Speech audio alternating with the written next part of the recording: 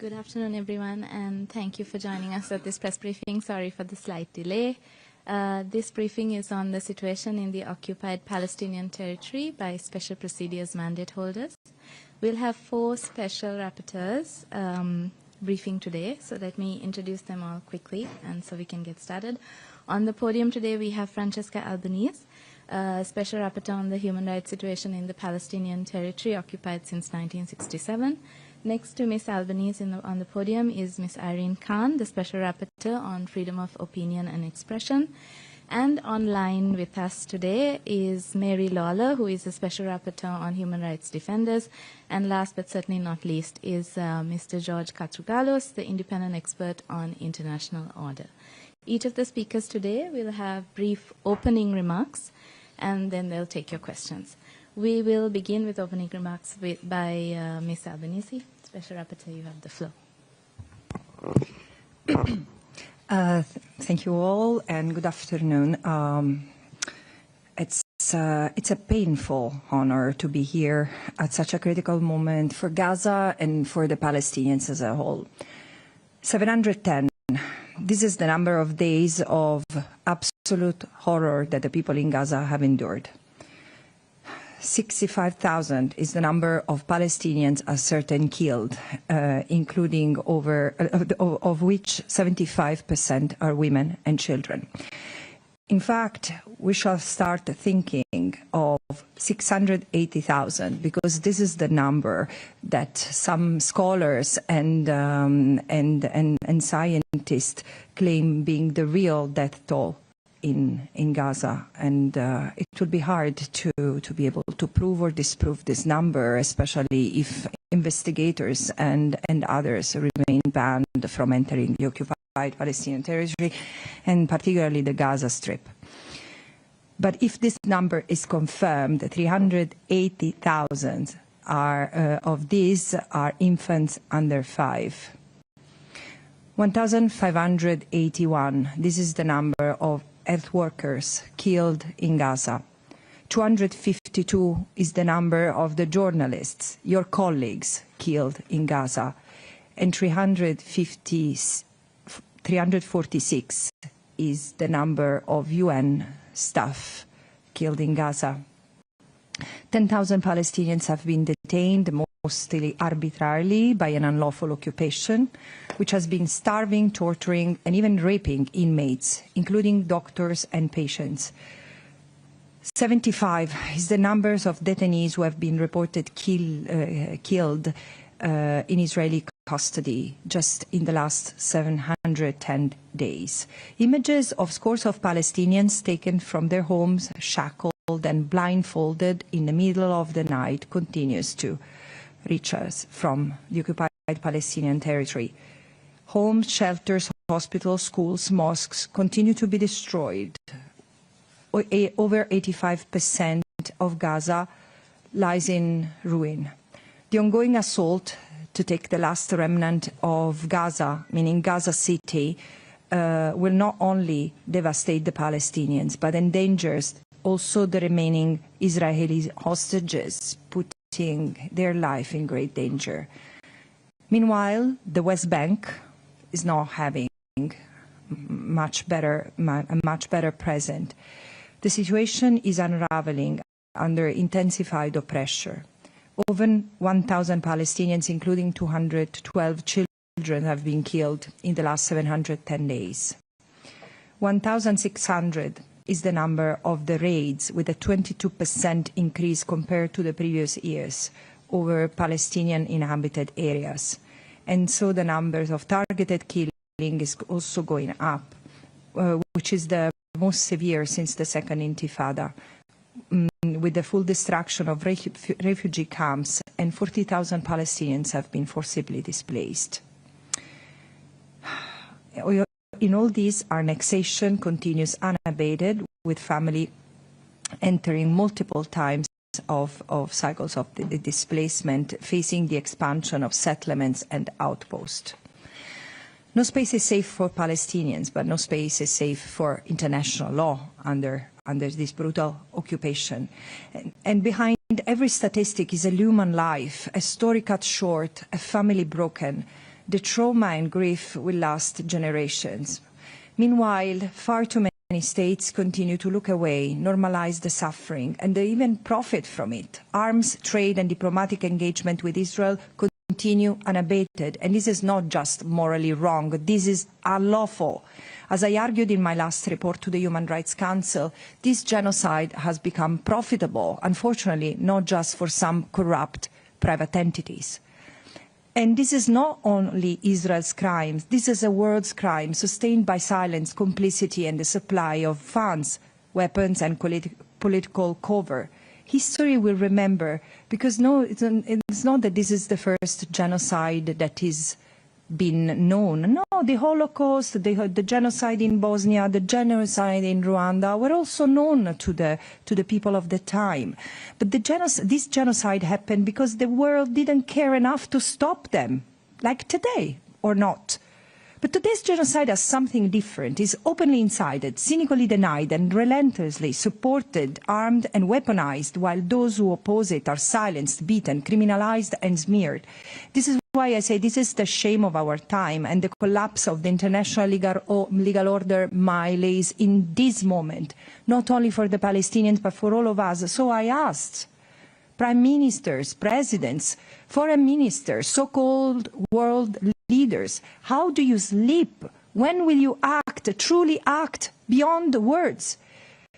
But I also see courage. Dock workers, trade unions, students, mothers and fathers, ordinary people everywhere are refusing this complicity. And their message is clear. No more genocide, no more apartheid, starting in Palestine.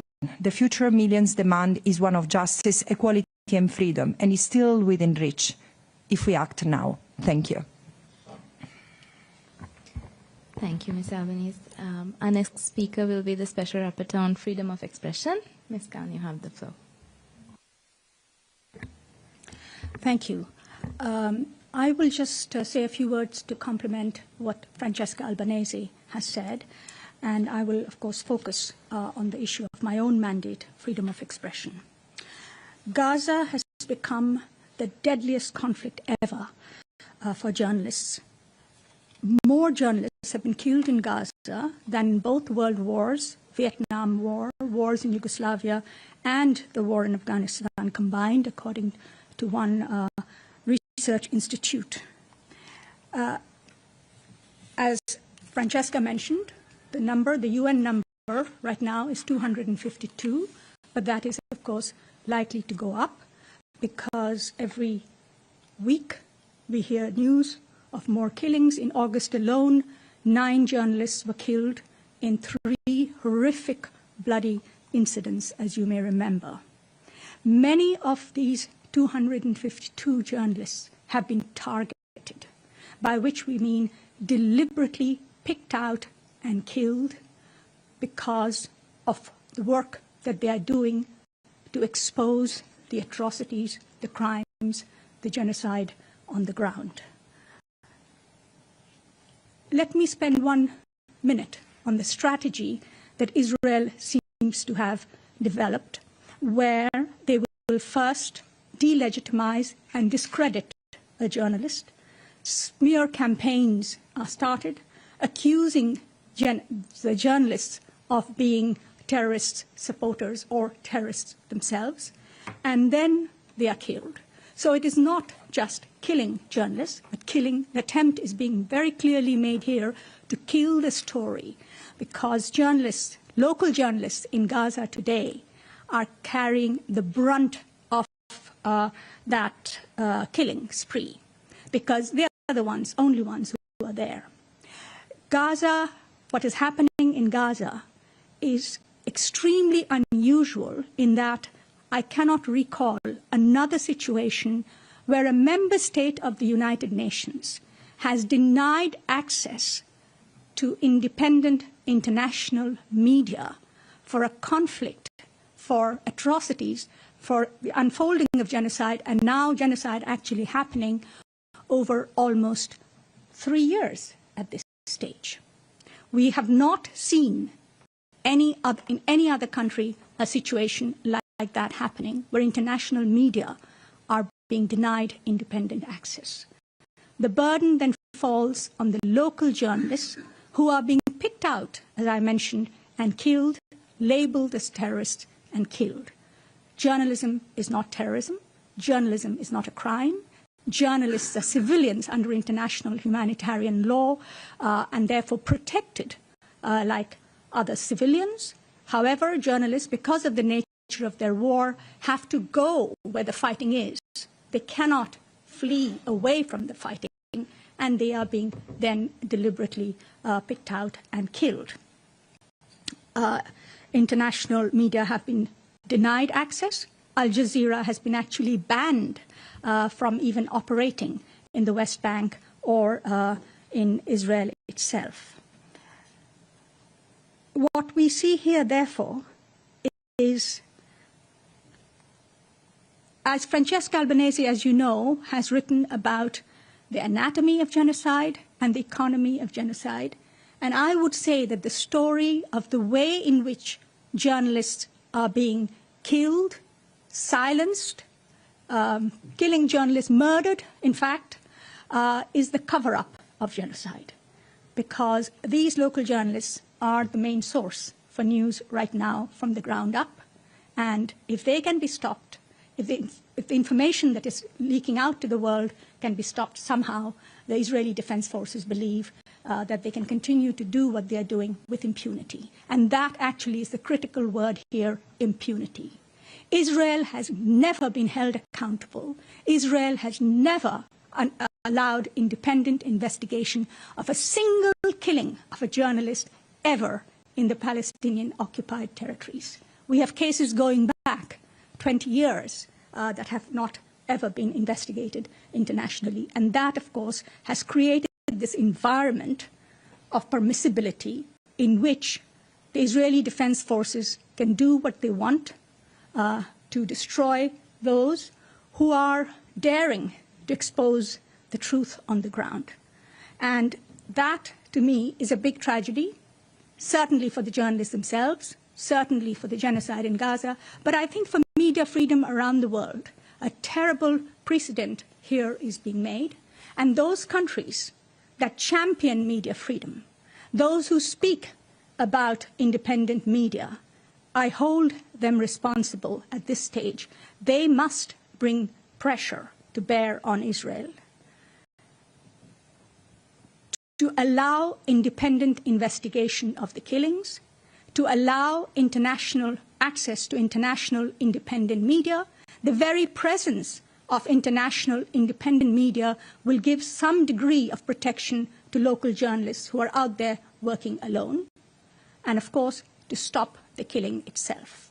Without journalists, we know that this story will never be complete. The information will be very difficult to get. Already, local journalists are suffering the same conditions like the rest of the population, looking for food, water, shelter.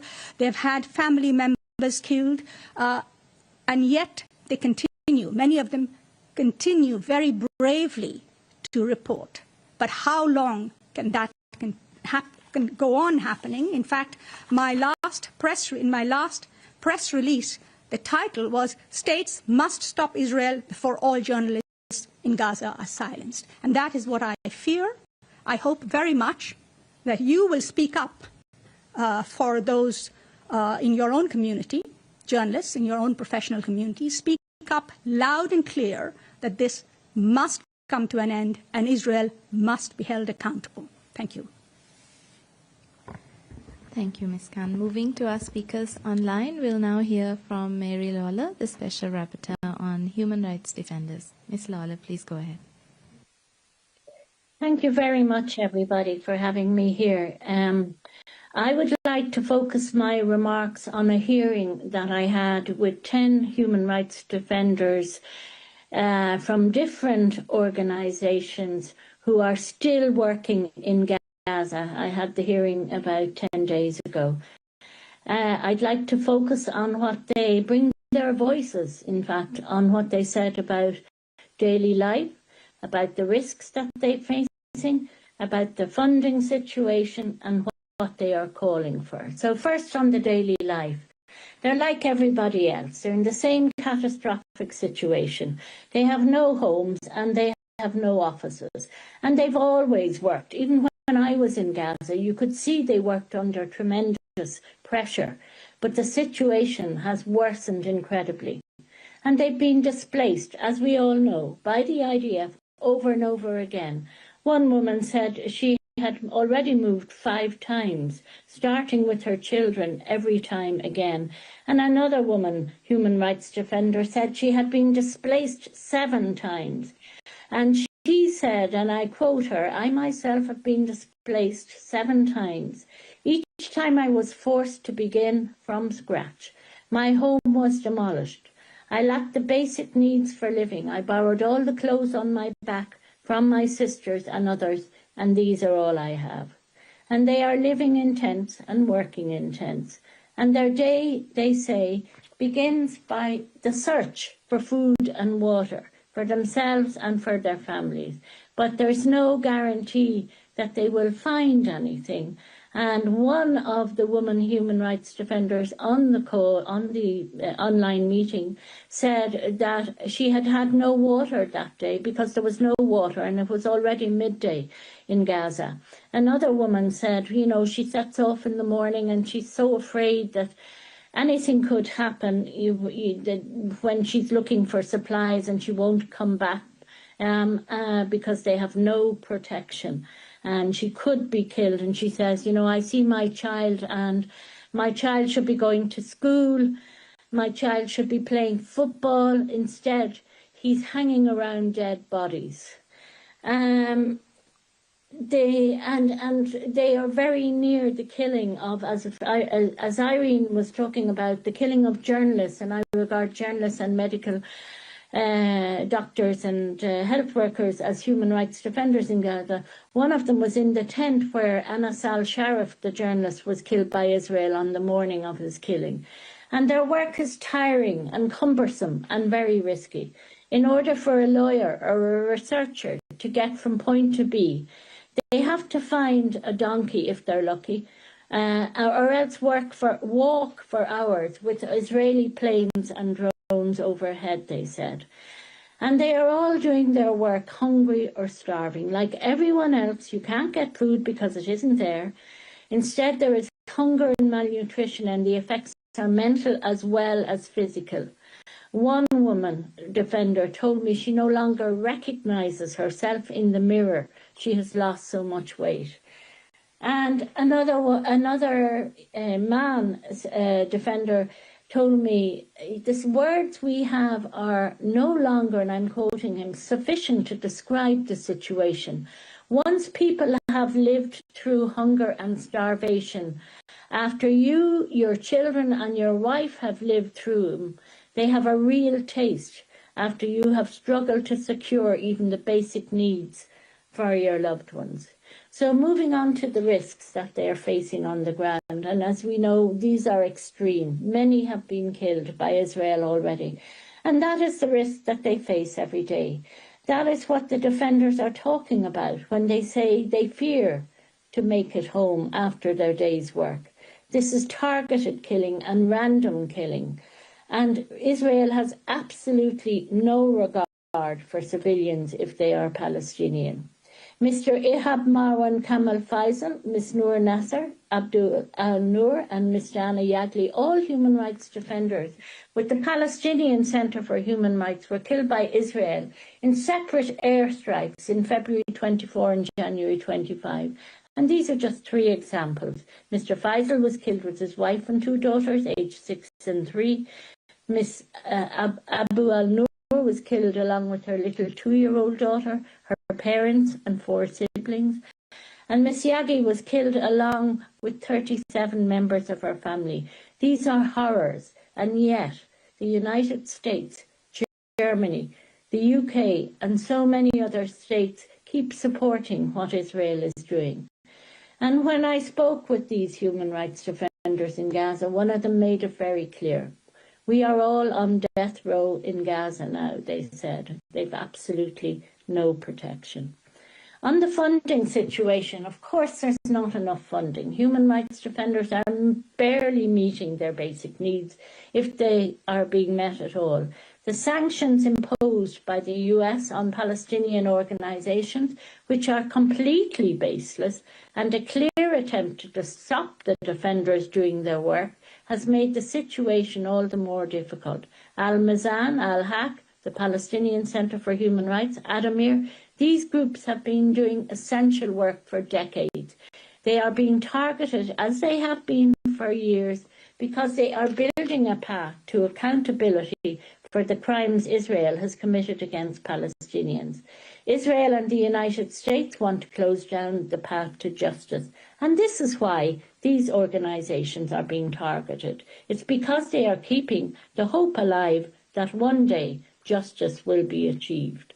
And all states who claim to uphold human rights must push back against what is being done with them. And there must be more funding, increased funding for defenders on the ground. With more support, they could do more, collect more evidence of what has happened, better document the crimes, and they would contribute to upholding international law, which all states say they support. And finally, just to say what they all, because I asked, each defender on that call was asked the same questions by me, and one of the questions was what they are calling for. And what they said is they are calling for an end to genocide being committed by Israel in front of the eyes of the world.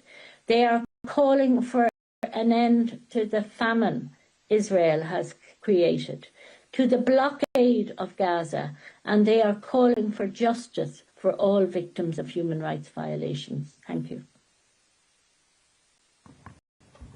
Thank you, Ms. Lawler. Our next speaker will be the independent expert on international order, Mr. Katrougalos. You have the floor. Thank you very much for the invitation. I would like to start reading you a short excerpt by a recent article in Haaretz of the renowned Israeli diplomat, minister, historian, Shlomo Ben-Ami. He used to be pivotal also in the Oslo Accords. He writes, Israel, I quote, is committing atrocities that may remain a mark of Cain on the forehead of the Jewish state for years to come. Is it possible that the people who endured the Holocaust are now committing the most heinous of crimes, genocide, against their neighbors? I understand, of course, the question as rhetoric. Already Francesca presented us the hard numbers about the ongoing, online, before the eyes of all the world, genocide in Gaza. The civilian victims, of whose the vast majority, more than 75%, are women and children.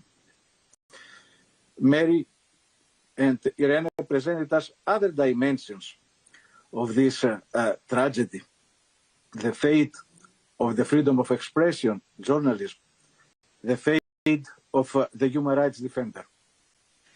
But there is another victim besides the crimes committed in the West Bank, the genocide in Gaza. The international legal order is now being undermined in the Middle East. There is an unraveling pattern of unlawlessness by the multiple attacks of Israel against almost all its neighbors and also some of non-neighboring states like Iran and Qatar.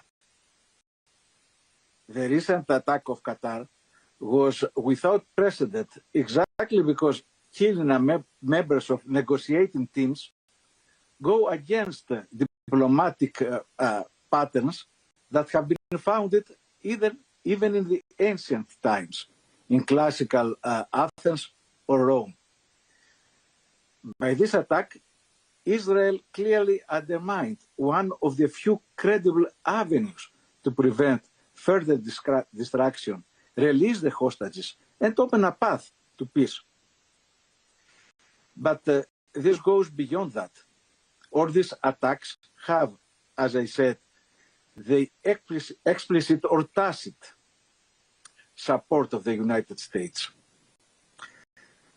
The impunity that these acts entail, the lack of accountability, the selective application of international law weaken the credibility of the United Nations, undermine multilateralism and the international post-world order based on the United Nations Charter and the human rights system of law. Such actions, it's clear that wither distrust, erode international norms, and encourage impunity. We have heard the European leaders saying that Israel is doing the dirty job for all the West. If we accept this mentality, we create the conditions when further human rights violations in the future are going to become the new normal. We know what we should do. We have the opinion of the International Court of Justice and the related resolution of the General Assembly. These constitute now norms of international law that must be implemented with a first evident step, stop of selling any kind of arms to Israel, immediate ceasefire, the aid to reach without any hindrance all of Gaza population.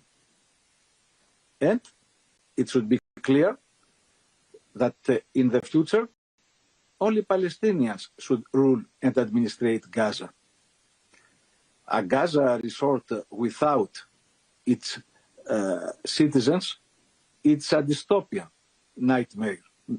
And of course, this must be only the first step towards a full sovereign Palestinian state. It is clear that we cannot have peace without justice. And now it is on us, the whole humanity, not just to follow passively in our screens the genocide, but put a stop to it. Thank you. Thank you, Mr. Katrougalos. The experts will now take questions. Please state your name and organization before asking. And since we have 4 speakers, I'll also ask you to please indicate to which expert your question is directed. Okay.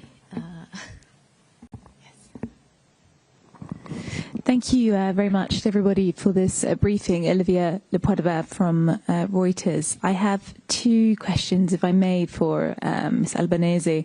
I just want to understand, just firstly, what brings you to Geneva, and if you've met with anybody in particular today during your time here. I also noted on your travel schedule that you won't be at the UN General Assembly, and I just wanted to clarify if that was related to sanctions placed against you by the US administration. And just secondly, you're mentioning there about your concerns about Gaza City.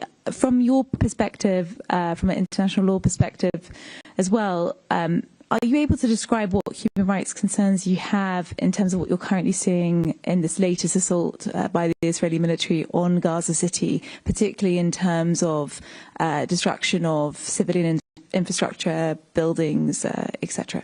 Thank you.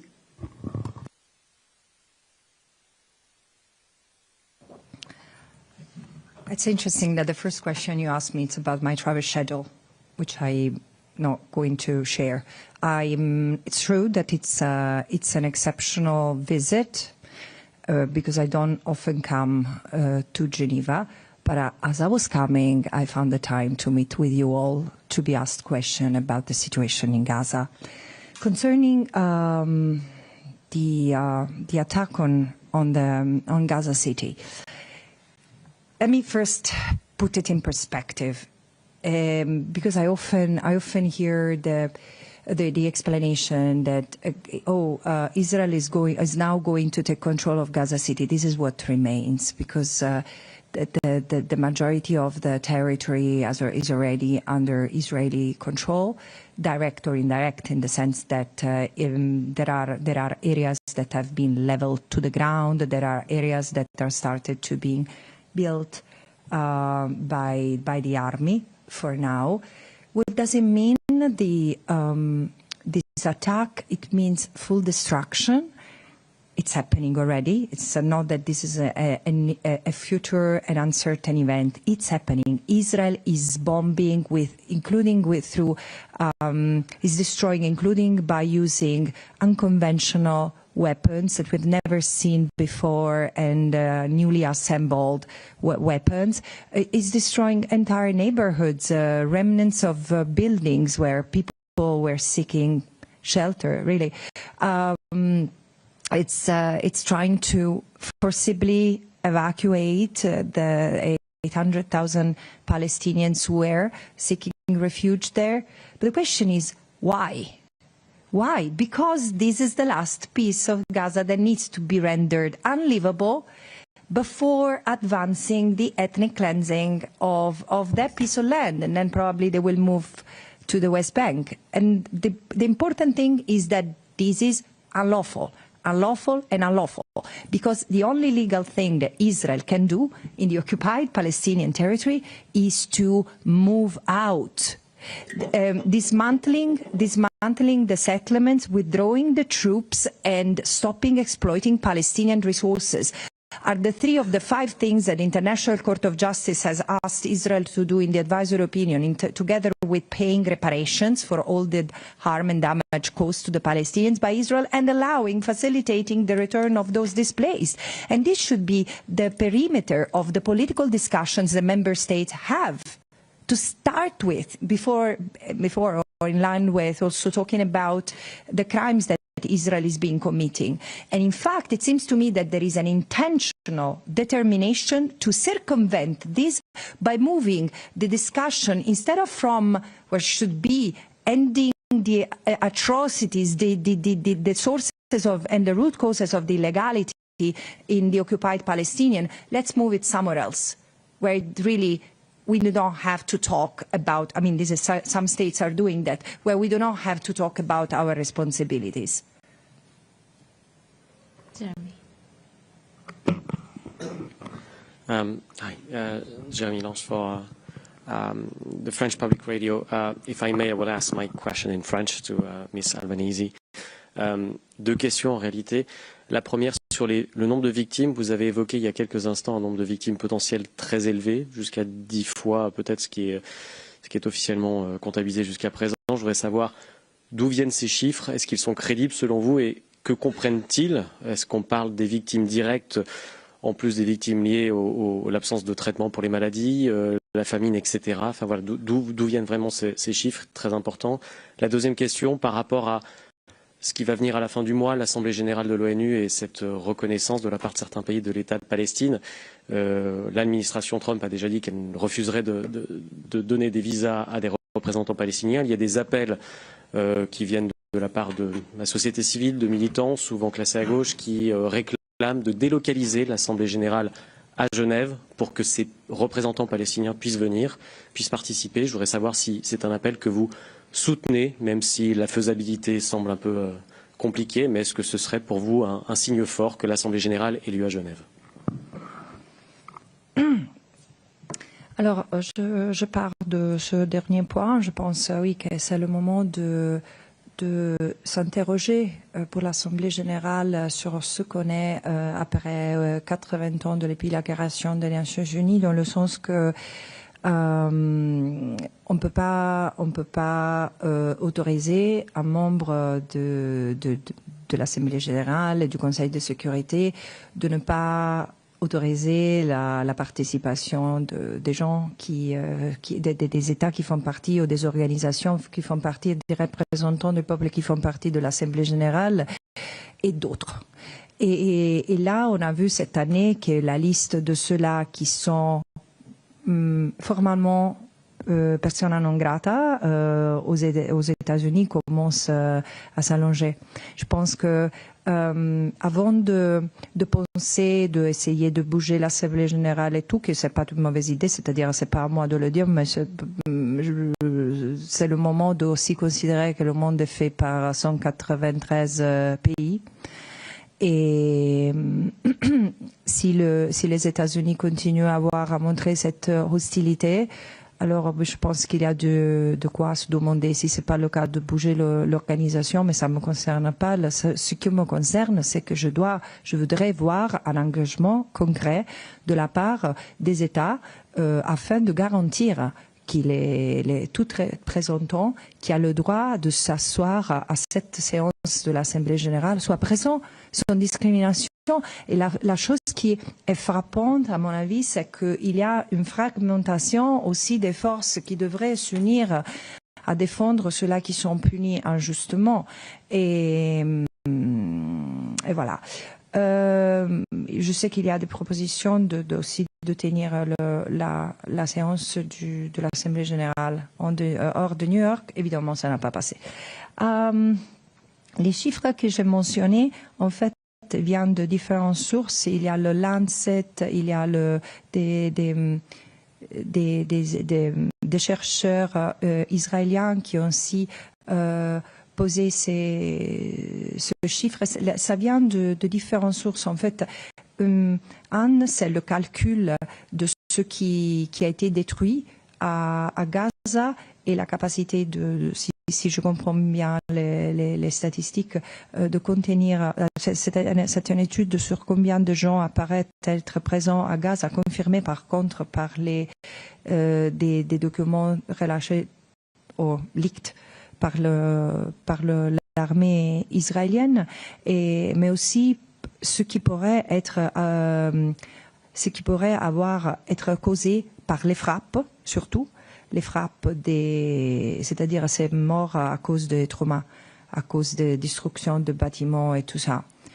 Il y a l'opportunité. Est-ce que j'ai la possibilité de vérifier ces chiffres, pas toute seule, mais bien sûr, ça c'est quelque chose que nous tous on est en train de faire, mais on est vraiment dans l'impossibilité parce que les gens présents à Gaza, les organisations présentes à Gaza sont de moins en moins et Gaza s'est détruite à un point que c'est aussi difficile faire une estimation. Ça va prendre des années pour vérifier, comme ce se passe encore au Rwanda, en Bosnie, de vérifier, de récupérer tous les restes humains de cette catastrophe. Mais c'est-à-dire une chose dont je suis absolument sûre aussi en étudiant la croissance et l'intensité des morts par rapport aux frappes, c'est que depuis longtemps, on a les sources sur place, soit palestiniens, soit non gouvernementales internationales et Nations Unies, n'ont plus la possibilité de compter tous les morts. Alors les 64 000 qu'on continue à citer sont ceux-là qui ont été vérifiés. Mais c'est clair que c'est une très forte sous-estimation.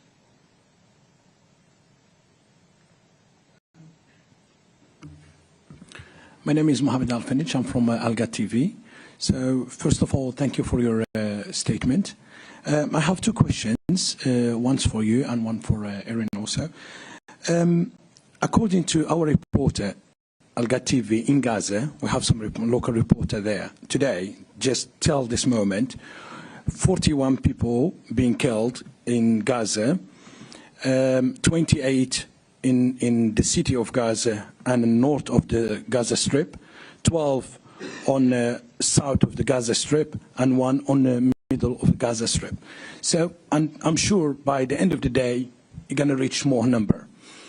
Mike, you mentioned the law in your report, and it was clearly mentioned what's happening in Gaza. But what do you think it should be done? I came from London, and we see daily basis British government said they need ceasefire immediately. European Union also, United Nations. And they're asking Israel to do the ceasefire. Israel is not responding. It's not. So it's any other tools. We can make ceasefire according to your experience or your own opinion. And my question to Irene, you said the journalism is being scared and the story being killed before even the journalism start. And we know the situation as journalists, when you're working in that kind of field, how you can make the statement, how you can be, either you look after yourself or you tell the truth. And what we can do, or what you can do to protect the journalists in Gaza. Thank you.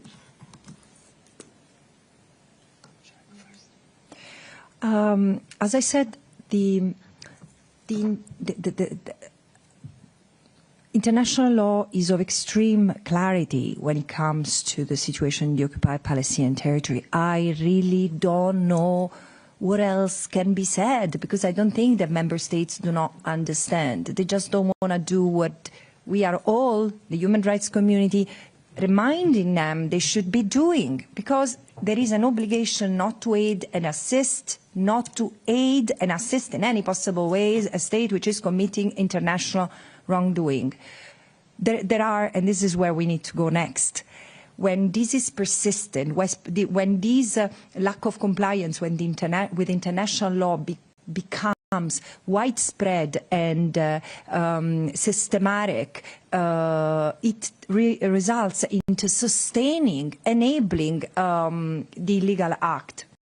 So what should be done? Arms embargo, which means no trade in arms, no buying, no selling parts or arms in full, not directly, nor indirectly through another state.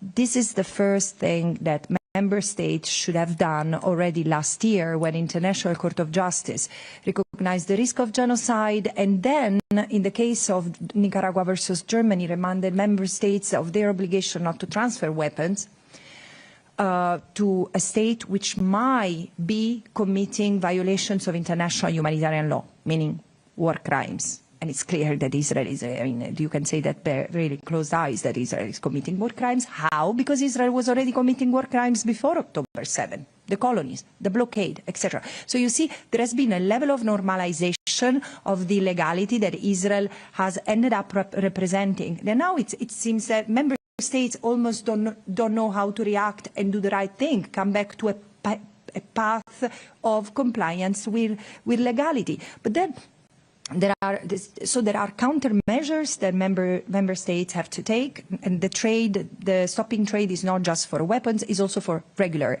commercial activities and businesses. This is what happens when a state commits serious crimes, as Israel is doing. And should it not happen, well, there is a need for accountability of the very people who have been giving orders to continue trade and arms transfers toward Israel. The last point is divestment. As I want to remind everyone, as I did with my last report, that we cannot imagine that the business sector, the private sector, from arms manufacturers to tourism industry, banks, pension funds, universities, are allowed to do, are permitted to do what member states shouldn't be doing, meaning aiding and assisting an unlawful endeavor, especially as businesses, by the very fact of interacting with this unlawful endeavor, can be directly linked, contributing to, even causing human rights violations. So this is, again, the human rights standards, international law are very clear.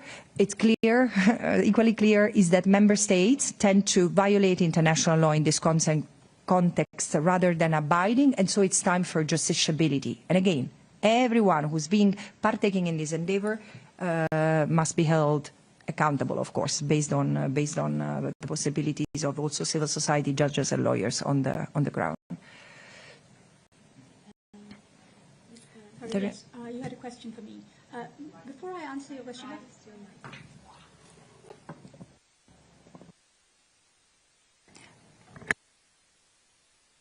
question, let me.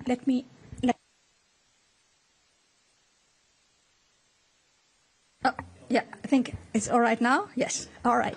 Yes, I wanted to say that what is the really scary thing about what is happening to journalists in Gaza now is that the killing of journalists is following the pattern of the military strategy of the Israeli Defense Forces. If you look at August, you will see that the killing of Anes al-Sharif took place just as the Israeli army was preparing to invade or re-invade Gaza City. And therefore they killed the team that was there, the journalist team there. So you will see more and more journalists being killed first, and then the army moves in. That is what is happening. Now that is totally against anything that has ever been written in international humanitarian law about the protection of media in war times. Destruction of the equipment, killing of journalists. Now, this is premeditated killing of journalists. In a non-war situation, it would be plain murder. In a war situation, it is actually a war crime. What can be done about it? I think Francesca has already mentioned about sanctions that member states can put on Israel for committing or as a deterrent against war crimes, arms embargo being an obvious.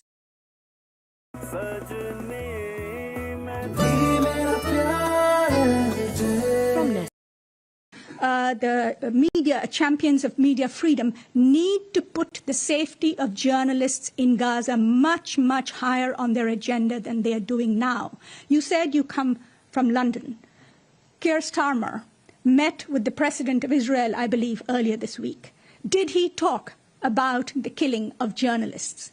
Did he raise that with the President of Israel in terms of accountability, independent investigations? Did he demand that the BBC and other independent media, international media outlets be allowed into Gaza? Those are the issues that need to be put very high on the political agenda, and then economic and other means have to be used to put pressure on Israel to allow independent investigations and to give instructions to its military not to target journalists. These are not journalists that are just coming into the way of the shelling. These are deliberate killing of journalists in order to clear the path, stop the news, distort the news, and that has to end. Thank you. I'm going to go to Nina and then Gabriela, and then we have a question online. Okay, thank you. Nina Larson, AFP. Thanks for this briefing. First, for Ms. Albanese, thank you for doing this. I was wondering if you could say a little bit more about the complicity issue when it comes to the U.S. Secretary of State Rubio said today that the U.S. is showing unwavering support for Israel in its war as it continues in Gaza. And you also have, as has been mentioned here, the revoked visas, the sanctions against you and others. So, I mean, could you just say a little bit more about how complicit, I guess, you think that the U.S. is in what you're describing as a genocide, and then also what do you think the consequences for the U.S. should be for this? And finally, I also had a question. I wanted to ask you how the sanctions have impacted you personally. And sorry, I have just one small question for Ms. Khan. I wanted to ask about, you compared the number of journalists killed in Gaza to a number of other conflicts. What was the conflict before this that had the most journalists killed? Could you provide some more figures on that? Thank you.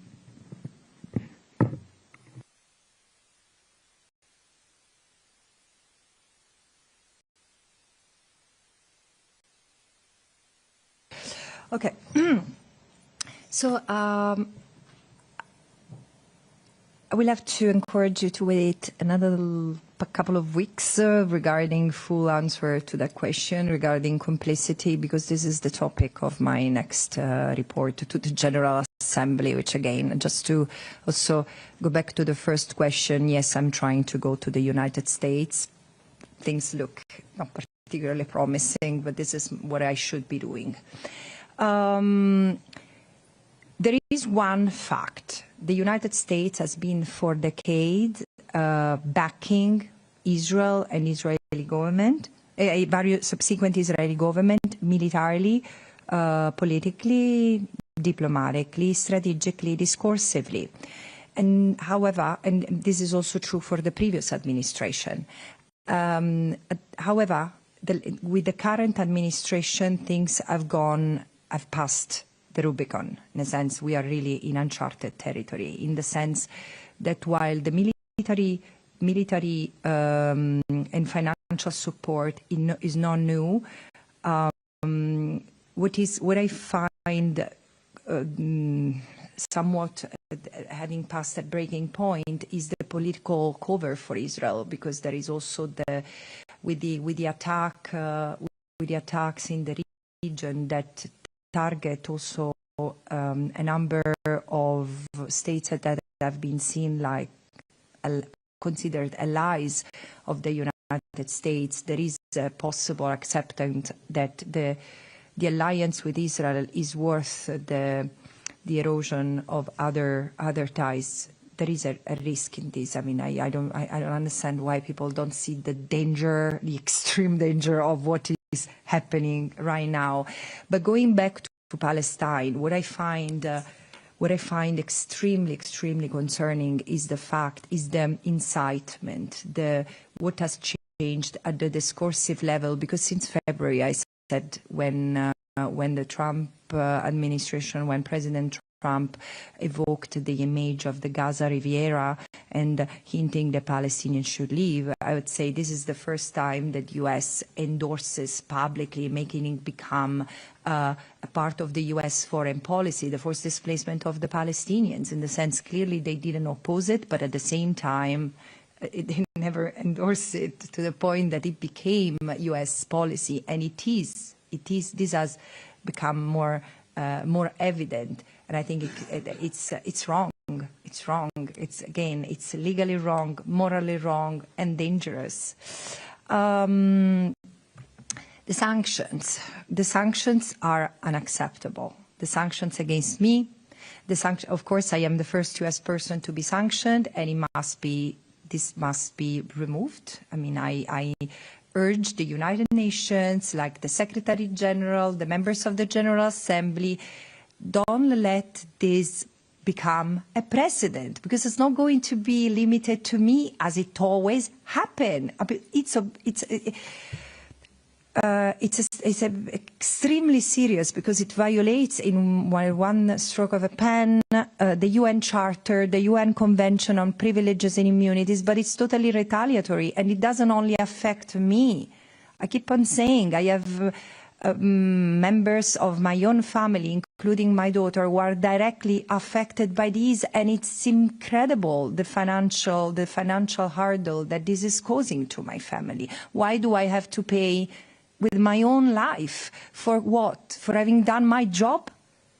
So again, I don't like the personalization of what matters. This is why I'm saying what happens to me is now happening also to 9 judges and prosecutors of the International Criminal Court, and this should have created really such an uproar, but also Palestinian human rights organizations. So on the one hand, I expect the United Nations to stand firmly against this. On the other hand, I expect regional groups to stand firmly against it, because I'm European, I'm Italian. It's unbelievable that I have to suffer the weight of this vicious administrative move, even in my own country where I cannot open a bank account. So Europe should institute the European blocking statute to protect people who from this personal ad personam attacks from today is the United States, tomorrow can be another state. So,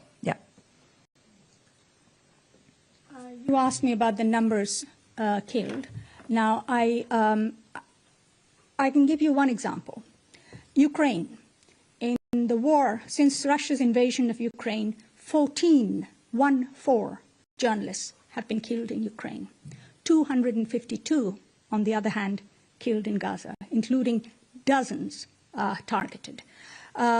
Probably in terms of numbers, the second highest would be Afghanistan, where, as you know, there was conflict for more than a decade. And during that time, I don't have the exact numbers, but I think it was only in dozens killed over 2 decades. And again, you can see both in terms of time as well as in terms of numbers how outrageous are the casualties of journalists in Gaza?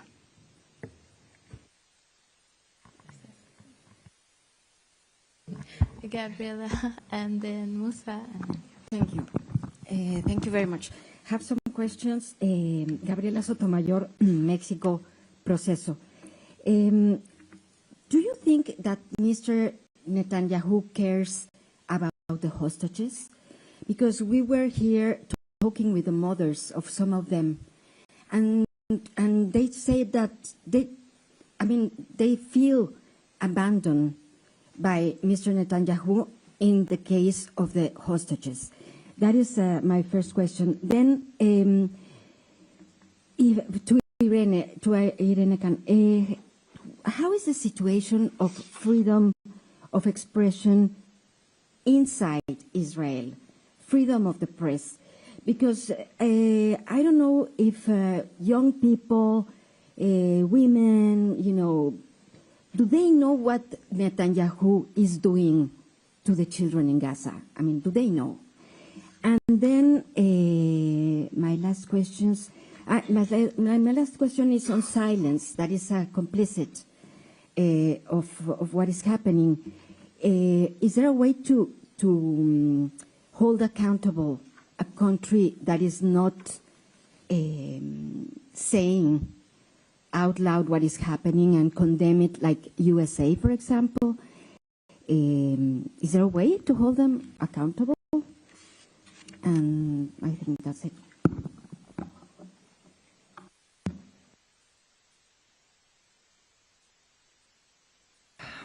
Okay, of the many superpowers I have, this doesn't include reading people's minds, unfortunately. So I cannot tell you what ICC wanted Prime Minister Netanyahu has in mind. But however, I fully understand the sense of abandonment of the families of the hostages, because in fact it has proven true over the past years that the hostages could be all brought home through negotiation, brought home alive, without suffering, without enduring the bombing and the starvation. And of course, what has befallen Gaza could not spare the hostages. The moment you curtail the access to all kind of living necessities, this is what happens. You undermine the possibility of survival of your own hostages. So it seems to me that they've been treated as political pawns in this horrible, horrible last 2 years. And when I invoke the end of this of the horror in Gaza, of course, or not in Gaza, in the occupied Palestinian territory, of course I have in mind the millions of Palestinians who are trapped in the Gaza ghetto, but also the dozens of hostages who still remain there. And then, of course, my thought also goes to the thousands of Palestinians who are held hostages by an unlawful occupation in Food Panda. कोई order कर दे यार मैं करता हूँ ये है कदीमाबाद service please हमारा order लिख लीजिए 2 अदद बड़े पिज्जास लहसुन वाली डबल रोटी और मुर्ग के करारे पंख इनको पुराने तरीकों से ऑर्डर करने दें 35 plus cities 20,000 plus restaurants 50,000 registered Riders और लाइव ऑर्डर ट्रैकिंग के साथ आपका ऑर्डर फूड पैंडा संभाल लेगा crimes against the totality of the Palestinian people, and I thought to help both member states and others, including the media, get this overall sense with the report presented to the General Assembly last year, Genocide as Colonial Erasure.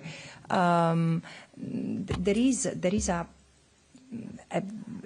design that seems very much to have been pursued in the erasure of Palestinian life in Palestine. I understand that history requires time to be understood, but certain truths in this context are so stark that they demand the recognition information in the very moment they are told. And again, the very fact, I'm grateful to my colleague Irene Khan to share this important piece of analysis and say we are looking at the geolocations of each killing of journalists, and we say that there is a pattern, but I've seen it myself with a few investigations of the death of killing of journalists that does happen. I mean, it seems to be either in anticipation to an attack, so there can be no documentation, or retaliatory, as it happened in the case of Fatima Hassouna. Fatima Hassouna was supposed to be at Cannes for the screening of her documentary, and she was killed the night her documentary was announced as being at Cannes, with missiles that killed her and her family.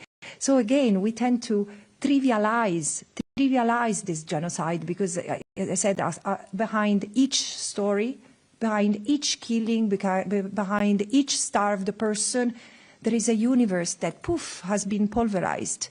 And we do not even have the time to recognize and mourn each of them because this is the pace of our life and the pace of this genocide. With relation to the situation in Israel, there is no country in the world, I believe, that can remain untouched when it conducts genocide and war, killing of journalists on its borders, can remain untouched within the country. And of course, freedom of expression inside Israel is also restricted by law. For example, there is heavy censorship of media and very little independent media. The owner of Haaretz, Al-Haaretz, which is probably the only independent print media still left, himself has talked about the kind of pressure that they come under from the authorities. But there are also mob attacks. There have been mob attacks against Israeli journalists if they report, if the people feel that they are reporting against what they see as Israeli interests, if they are reporting favorably sometimes on Palestinian issues.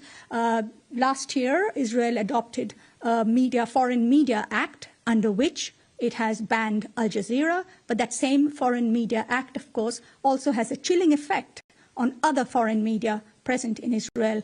They are not allowed to report on what is happening in Gaza. They can only report on what is happening inside Israel. So overall, there is a chilling effect, I think, on media freedom inside Israel that is damaging Israel's own media sector quite significantly.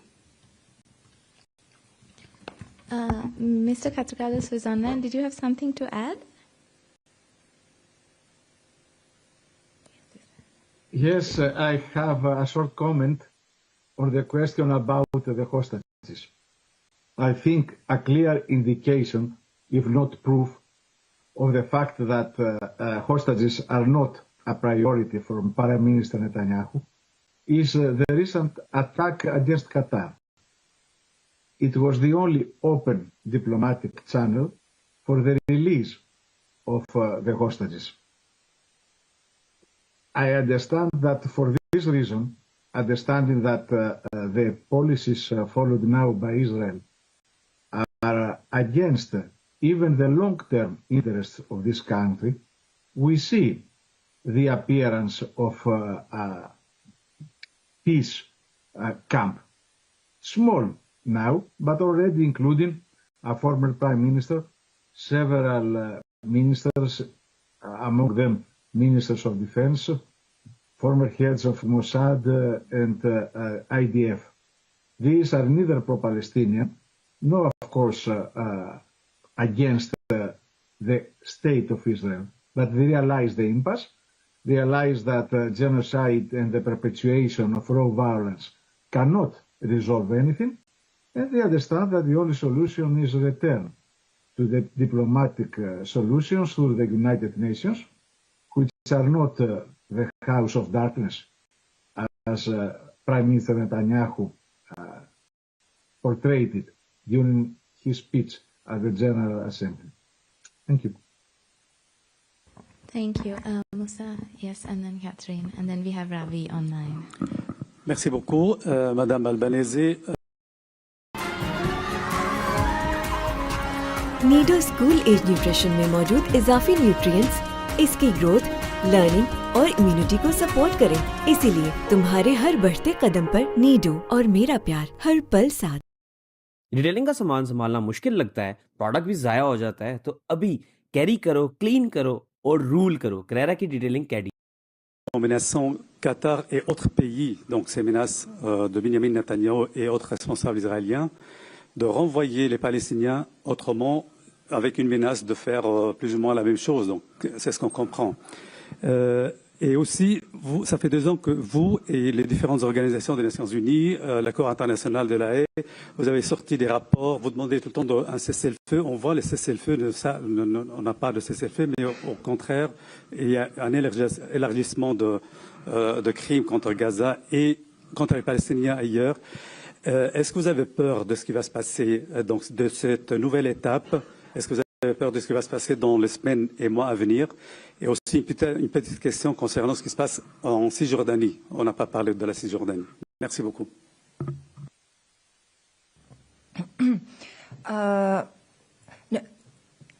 I think I did mention what's happening in the West Bank, but the thing is that what's happening in Gaza is so overwhelming and shocking and not acted upon as it should, that it tends to overtake the rest. But look, the situation in the West Bank is being consistently, day by day, daily bad since I can remember. And in fact, together with other human rights experts, my predecessor and other human rights organizations, Human Rights Watch, Amnesty International, Israeli and Palestinian human rights organizations, everyone was raising the alarm that the West Bank was becoming a powder keg and it would explode because of the level of oppression, extrajudicial killings, the shoot-to-kill policy that had become evident from the soldiers even before October 7. I keep on remembering, I mean, that the level of extrajudicial killings in the West Bank was not, I mean, there was not enough attention to this, but 460 Palestinians had been killed during the 6 months. I had been a mandate holder before October 8, before October 2023. And there is one thing that the United Nations in particular should have given more attention to, is the fact that this government coalition, as soon as it installed itself in February 2023, it signed an agreement for the annexation of the West Bank. Large swathes of the West Bank were immediately put under the control of the current finance minister of Israel.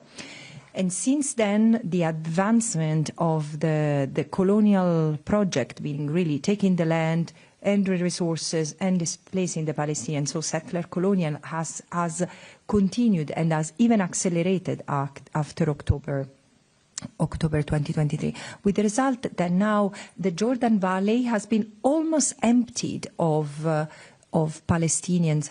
It was home to herders and the Bedouin communities, nomadic communities that have almost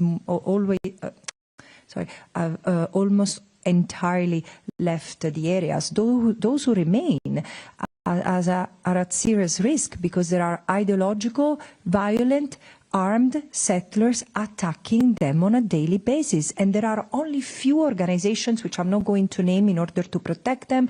The majority, I mean, from a number point of view, there are dozens of Israeli citizens going to the West Bank in sensitive areas, and some international organizations, but this is the only interposition presence between the soldiers, the settlers, and the Palestinians, who are at critical risk of forced displacement, of being killed, etc.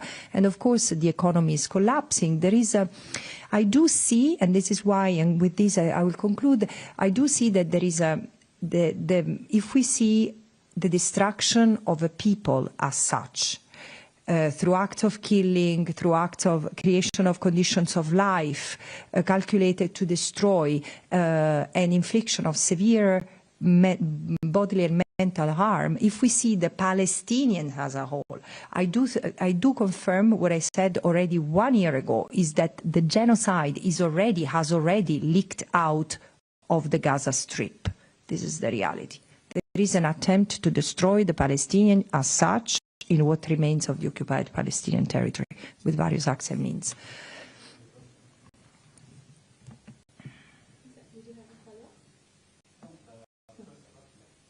Sorry, the first question. Sorry. No, it doesn't fall. I was not trying to evade this, but yes, because it doesn't really fall under my mandate. But how do I read it? Look, it's a violation of the sovereignty of the state of Qatar. It's very serious. This is not unprecedented, and with other special rapporteurs, I've denounced this continuous recourse to aggression under pretense of self-defense that Israel has invoked times and times against Lebanon, against Syria, against Iraq, against Yemen, and again, there might be a conflict-like situation in certain, but this is.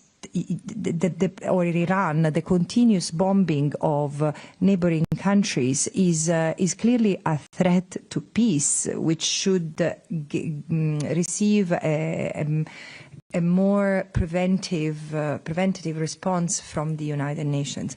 What I fear, and again I defer this to better analysts than me, but what I fear is that.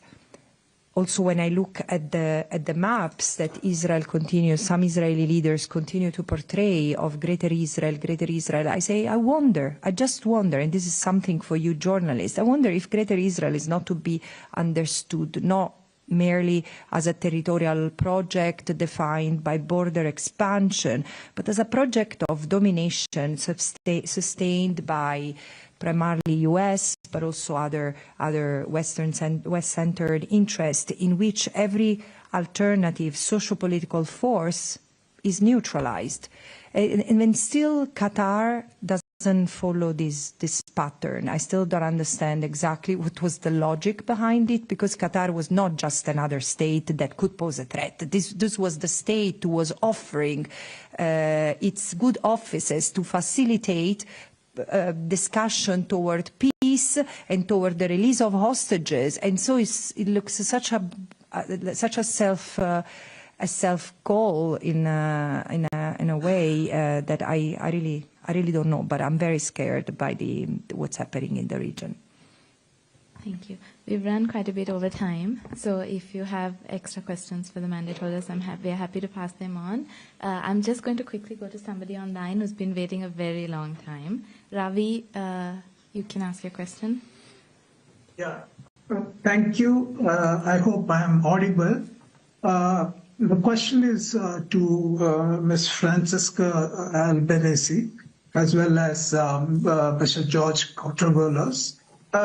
Ms. Albanese, your report reveals so many disturbing facts about what is exactly happening. Firstly, about the figures, recently Guardian put out a figure of 200,000 being killed. That was a report based on Israeli former IDF relief. Your figure right now suggests some 380 or 680. Of course, this is not an established figure. This is according to several academics or several analysts. Where do you put this figure?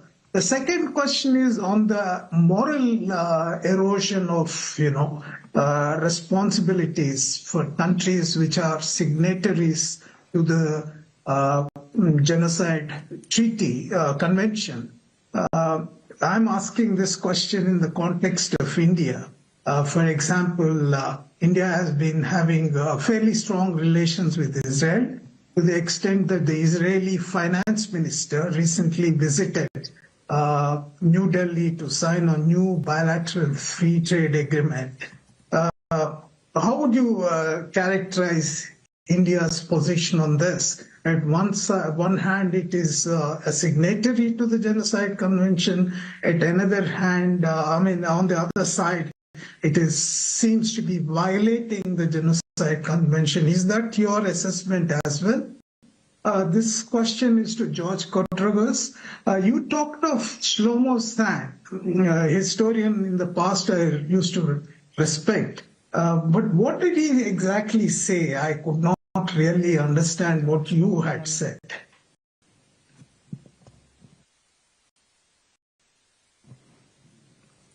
Again, I repeat what I said before, that the figures we tend to rely, I mean, I was very clear to say the figures I continue to rely upon are around 65,000 people killed in Gaza, and these are the figures that come from various sources, but all corroborated, verified by the UN country team on the ground.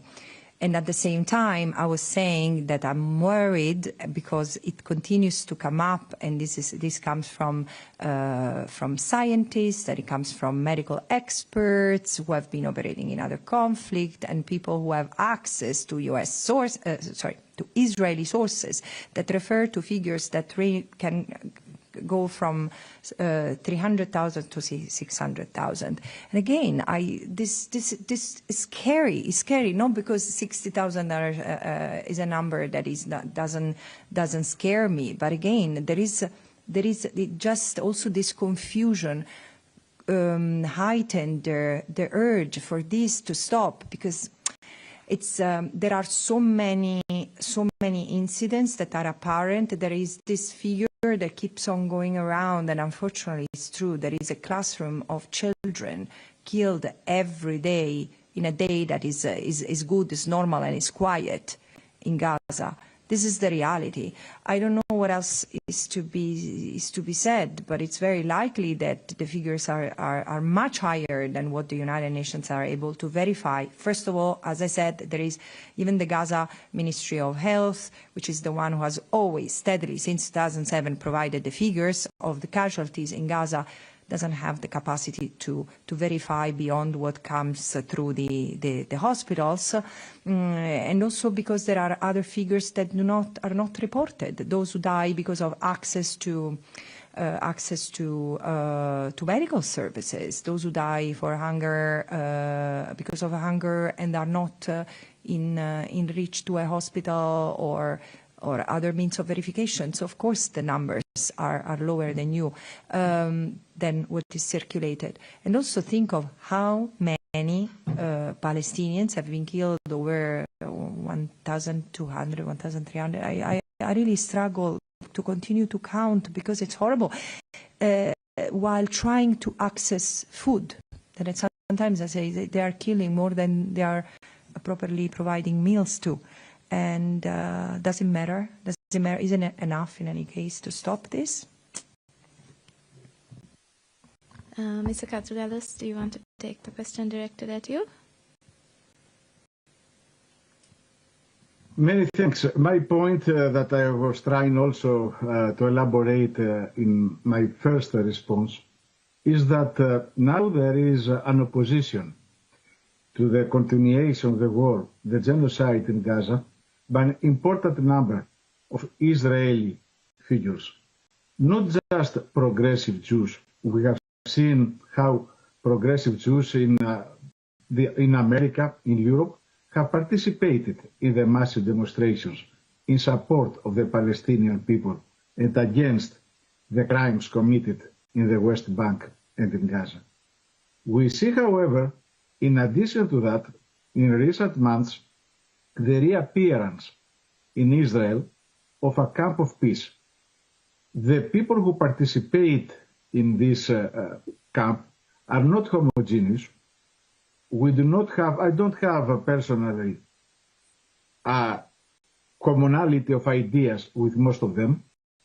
They're patriots. They care about their own country, Israel. But they see the impasse, and they see also the moral hazard of the continuation of the war in Gaza, genocide, not just a war.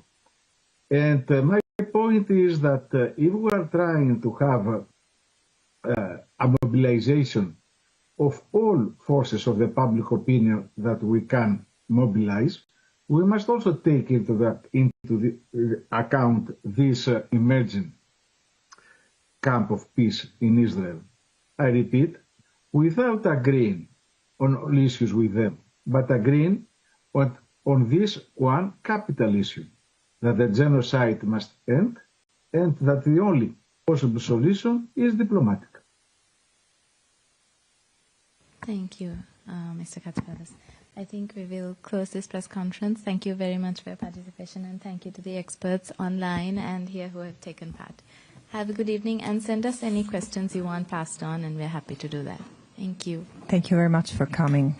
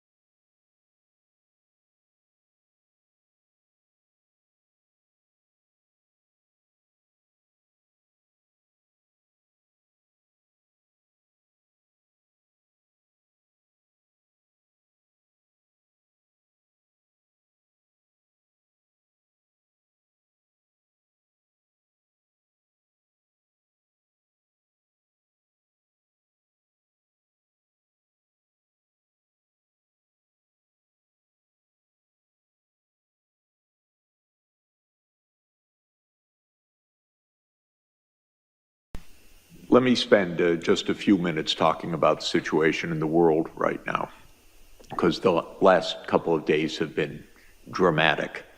Now, there is no guarantee that we avoid catastrophe because the world's not well led, and the world is in a very unstable situation because of all the things that we've been discussing. Of course, the climate crisis, all of the upheavals in the world economy, even aside from the interventions of leaders choosing wrong things, just the technological upheavals are astounding, and you know that better than I. So this is something quite dramatic. But another thing that's very dramatic is the geopolitical changes that are underway. They are remarkable. They're very dangerous, but on the whole, not bad, actually. What's happening is that a familiar world led, so-called, by the United States and Europe is no longer led by the United States and Europe. It was presumptuous to be led by the United States and Europe to begin with. It's actually the end of a very long cycle that dates back to 1492 and onward, because it started with a voyage that was a little bit went awry and changed the world fundamentally. And they say that, how do you know that Christopher Columbus was an economist, by the way? He didn't know where he was going. He didn't know where he was when he got there, and it was all on a government grant. So this is par for the course. But the world became a European-led world with a lot of cruelty and a lot of inequality and a lot of domination, and with a lot of remarkable technological development that came along with it, but that was utilized as a form of power and oppression as well. And the United States dominated the world for about a half a century after 1945. Now we're in a very different world, and the voices of other parts of the world are really important and growing, and that means that in the media and in the political life in the Western world, there's a lot more anxiety actually than there is in China, for example, or in India, where it's not pessimistic. It's not feeling that the world's falling apart. It's feeling that the world is changing in the right direction, actually. And I would say if you look at opinion surveys in Africa, there's a tremendous amount of optimism, actually. Africa is the most optimistic single continent in the world, if you look at opinion surveys. So the world's changing, and it leads to a lot of anxiety, and the anxiety is highest in the United States because nobody likes to be pushed off the perch. But the fact of the matter is the world's becoming a lot more interesting, diverse, interconnected. You're a very diverse group, but not quite diverse enough. Are there any Chinese faces here? No. We have somebody from Hong Kong. Okay, good. Hong Kong, we were just there. It's wonderful. And India? Great, okay. So between the two, you're 40% of the world population, but not exactly 40% of this room. So it's just to say, we don't have to have complete demographic equality, but you're a very diverse group, which is extremely important, very important. And the world's even more diverse, if I could put it that way, so we need to strive for that. And viewed in that perspective, my own view is, I'll say a grim statement and then an optimistic statement.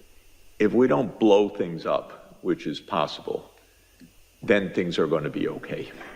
And by that I mean the world that is taking shape will be more equal, more open, actually benefiting from a lot of the breakthroughs in technology. The real worry I have is just disaster in the short term, because my country is the worst led that it's ever been, and our political system has collapsed. So we have one-person rule, which is not exactly the way to run a society of 335 million people and $30 trillion of output, but that's what we have for the moment. But if we can avoid the catastrophes, we actually, not just rhetorically and not just optimistically, we really have a lot of solutions in this world for food production, for sustainable energy, for better education and healthcare systems, for all sorts of things that are completely wonderful. They're getting discovered, they're getting developed, you're pioneering many of them. They're not getting undertaken at the scale that they need and the pace that they need by any means, but they could be, because there's no fundamental shortfall of resources or know-how.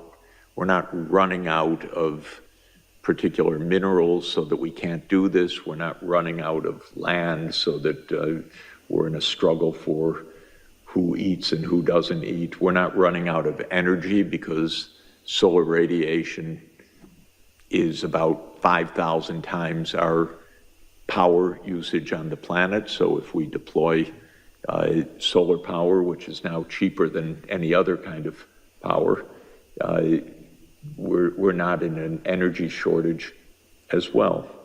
We're not in a know-how shortage, but we are in a fairness shortage. We're in a niceness shortage. We're in a calmness shortage. We're in a geopolitical crisis. And we are with a lot of instability from all of the upheavals of climate, which are going to get worse for the next 50 years, almost no matter what we do, because underlying our physical reality is a lot of warming built into the system and a lot of shocks that will come from that. That doesn't mean that the impacts necessarily get worse, because things can get buffered, we can become more resilient, we can become adapted, but the climate itself is going to become more dangerous shortly. So this is our state of affairs. Now, what specifically happened yesterday was the U.S. declared itself outside of the World Trade System. 2 weeks ago, the U.S. declared itself outside of the climate challenge. 3 weeks ago, the U.S. declared itself out of the sustainability challenge. 4 weeks ago, the U.S. declared itself outside of the WHO. All right. Honestly, it doesn't get dumber than this, really. But the U.S. is 4.1% of the world population. And as I said, the other 95%, I don't see things diminishing in intensity of purpose, but rather increasing. And there are a lot of very good things that are happening, even because of the United States' strangeness of behavior right now. For example, China and India, which have been at loggerheads for 60 years, for more than that, for almost 80 years, for a complicated reason that the British drew an arbitrary borderline in the Himalayas, and that has meant border dispute and conflict between China and India since India gained independence in 1947 and the People's Republic of China was formed in 1949, and they're still fighting over a line that a guy named McMahon drew arbitrarily in 1880, never having been up to the Himalayas where he drew the line. And there is, by the way, a theorem that I kind of subscribe to, that all problems in the world go back to the British. So that's true in the Middle East, it's true in the Himalayas, it's true in much of the world. Yes, it's true all over Africa. It is actually a very good rule of thumb. It's not quite a proven theorem, but it's a very good rule of thumb. In any event, the Indian and Chinese foreign ministers got together and said, what are we fighting about? We should trade more, we should invest more. And then very positive statements came from Prime Minister Modi and from President Xi. Then last week, 3 other countries that are at loggerheads for no reason in the world, honestly, China, Korea, and Japan. They are divided because the United States says, you're on our side and they're the enemy, to China and Japan, and to Korea and Japan vis-a-vis China. The 3 got together because they see the U.S. Not such a great, protector of their interests, and they said, we need to improve relations with each other. This is very, very good. And if you think about Iran and Saudi Arabia, for example, which was defined by the U.S. to be the fundamental schism of Shia and Sunni, and so much of U.S. policy was playing the Sunnis against Shia, Iran, and so forth. They made a rapprochement last year, which China helped to broker in a very wise way. The United States would never have done it and never even have thought about it, but China was very helpful. So truly, I'm not so pessimistic at all. I just see the world changing, and I can understand the pessimism in the newspapers that I happen to read in the U.S. because they're all geared around the idea of the U.S. as number one. And if you put that aside, I like a world in which China's playing a much larger role, and India's playing a much larger role, and the African Union's playing a much larger role, and Saudi Arabia's playing a much larger role. To me, this is a great world. It's a world of diversity, much better food, much better conversation, much better places to visit, much more fun in conferences and meetings and problem solving and all the rest. But if you just happen to be a U.S. strategist, it looks very grim and dangerous and so forth. So I don't buy into the danger part. I do buy into the danger part for the reasons I said, but I don't buy into the inevitability of crisis. So what I would really like you guys to do is to stay on the networking course and the practical course and the problem-solving course. And I want us to help you to do that. And just to be very clear, SDSN Youth is not to empower youth per se. It's to help solve global problems of which you have a lot of solutions. So that's a little bit different. We have a little more access than you do to some places, being older and gray hair, but you know how to fix our phones and computers a lot better than we do, and what's going on with the latest apps and how to use them and so forth. And that's actually unique knowledge in our world right now. And so it's really important that you're at the table. It's true, you should be at the table for two reasons. One, to protect the interests of your generation against 78-year-old U.S. presidents that don't know how to think ahead. So that's true, but I don't think that's the main reason you should be at the table. The main reason you should be at the table is you can help move this agenda forward in a very significant way. So I had good experience when I was young. Luckily thrust into places where I could do something at an early stage of my career. And thank God it worked, because otherwise that would have been the end of it. But in any event, you can do a lot. But I also know we can help you too, because you learn a lot actually along the way as well.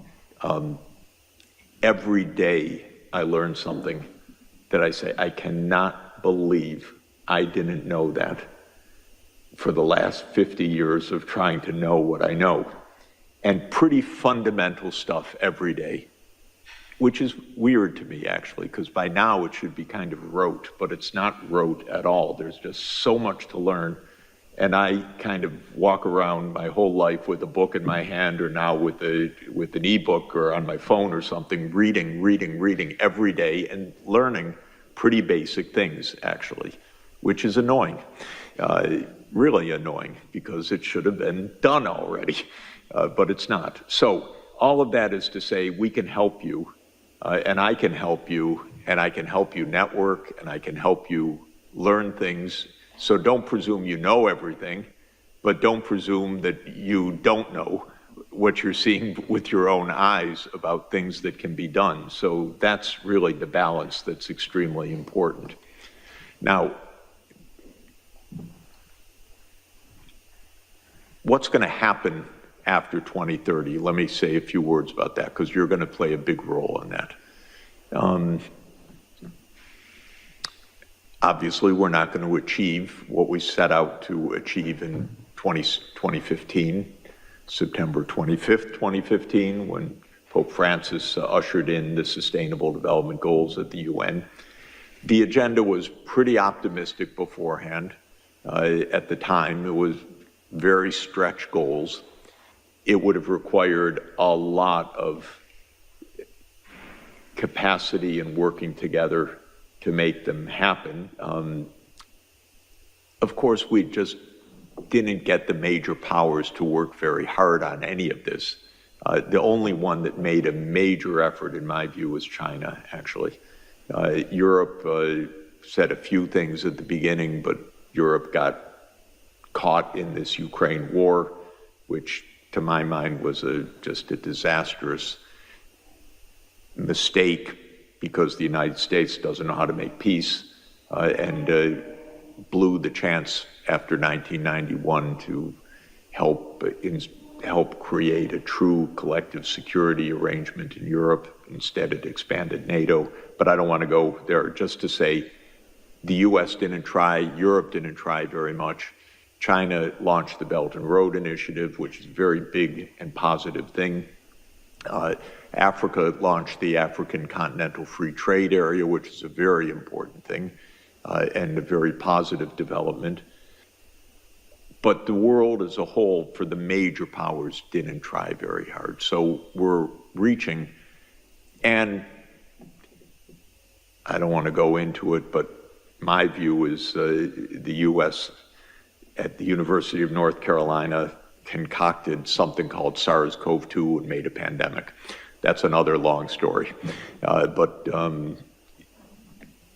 we just lost a lot of time. So what are we going to do? My hope, personally, and this is something we can discuss longer, is that we continue under the framework of the Sustainable Development Goals. And the reason is it's taken 10 years to have governments understand a bit about how to make such a complicated, multidimensional programming process, because it's not simple to do this, to plan for 17 major objectives, long-term planning, strategy, and so forth. Now, the goals won't stay exactly the same, but I don't want to redo everything to have a new set of goals and a new framework, because honestly, to my mind, it may be constructive in bringing new voices in, to be sure, so I don't want to rule out deliberations which will take place, but I don't think we should throw out everything, because it just would be a major loss and time sink. And in our world today, the U.S. will walk away from the table anyway, and it just may be very hard to get a framework, other framework. So I'm hoping we continue under this broad rubric, resetting, adding, no doubt, something about artificial intelligence as SDG 18, or repackaging some of the objectives and so on, but to keep this framework to mid-century, because the next period, to my mind, is to 2050, is to mid-century. And that's, in fact, what we need to decarbonize the energy system. It's what we need to transform agriculture. It's what we need to create a workable digital society in which good things rather than bad things happen with these new technologies and so forth. So that's what I think what I am going to be aiming for in the next few years. This will probably be decided more or less around 2027 or 2028. So there will be a UN process. The next Secretary General will assign a commission, probably. There'll be deliberations. You'll be involved in national level and global processes and youth ambassadors in many ways. And we should really strategize together about this. And you should make further outreach to other groups in order to do this. One basic point is that what makes all of this very hard is thinking ahead on a time horizon and a complexity longer than governments know how to do.